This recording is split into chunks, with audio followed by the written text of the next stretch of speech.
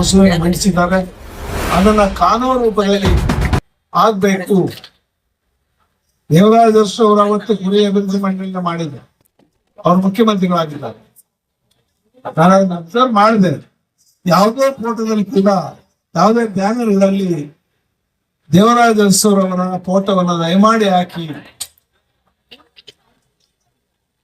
ದೇವರಾಜ ಅರಸು ಇಲ್ಲ ಅಂದಿದ್ರೆ ನಾವ್ಯಾರು ಇಲ್ಲಿ ಬರಕ್ ಆಗ್ತದೆ.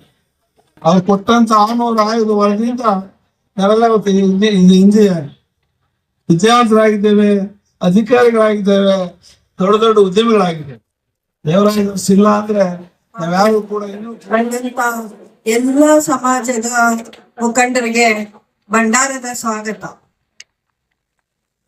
ಇವತ್ತು ಈ ಒಂದು ಹೋರಾಟಕ್ಕ ನಾವೆಲ್ಲ ಎಲ್ಲಾ ಕಡೆಯಿಂದ ಬಂದೇವಿ. ಎದಕ್ ಬಂದೇವಿ? ನಮ್ ಹಕ್ಕಿಗೋಸ್ಕರ ಬಂದೇವಿ.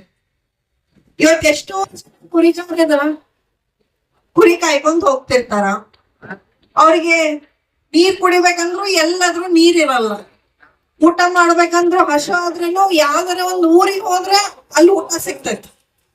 ಅಂತ ಒಂದ್ ತ್ರಾಸ್ ತಗೊಂಡ್ ಇವತ್ತ ಬರೇ ಎಲ್ಲಾರು ಹೇಳ್ದಂಗ ಬರೇ ಕುರುಬರಿಗೆ ಅಷ್ಟು ಸೀಮಿತವಾಗಿ ಎಲ್ಲಿದು ಎಲ್ಲಾ ಸಮಾಜದವರು ಇವತ್ ಕುರಿ ಕಾಯ್ತಾರ.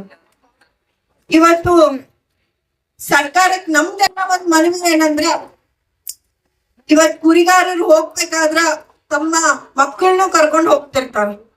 ಅವ್ರಿಗೆ ಶಿಕ್ಷಣ ಯಾವ್ದೋ ಒಂದು ಹಳ್ಳಿಗೆ ಹೋದ್ರೂ ಕೂಡ ಆ ಪಂಚಾಯಿತಿಯಲ್ಲಿ ಆ ಒಂದ್ ಶಾಲೆಯಲ್ಲಿ ದೌರ್ಜನ್ಯ ನಿಲ್ಲಲಿ. ಕಾಡಂಚಿನಲ್ಲಿ ಕುರಿ ಮೇಯಿಸುವುದು ನಮ್ಮ ಹಕ್ಕು.